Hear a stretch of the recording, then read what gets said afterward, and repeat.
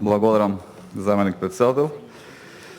Почитувана колешкарта Белјале Зендели, суштината на политиката е да се оди на избори со одредени ветувања пред граѓаните, се освои власта, во конкретниот случај вие како ДУИ сте дел од власта и преку институциите на државата, како што се министерствата, како што се институциите, како што е парламентот, тие ветувања, тие програми што сте ги ветиле на избори да ги исполните.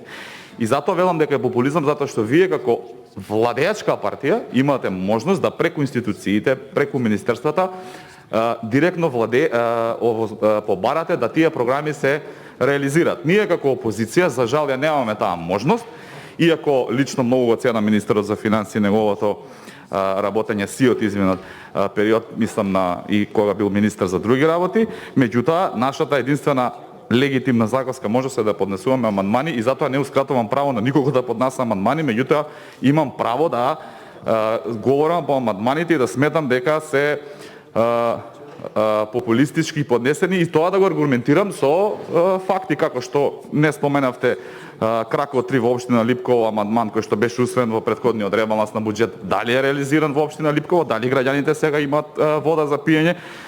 Сметам дека е популизам затоа што сте можеле преку министерот директно да ги имплементирате овие проекти и дополнително затоа што ставката од која што првично вие како ДУИ сте поднеле да се скратат пари се парите кои се наменети за справување со COVID-19.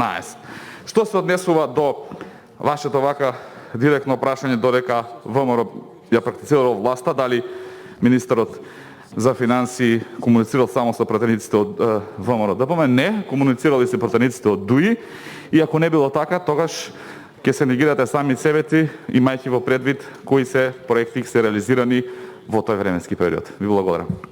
Ви благодарам повторно за контра.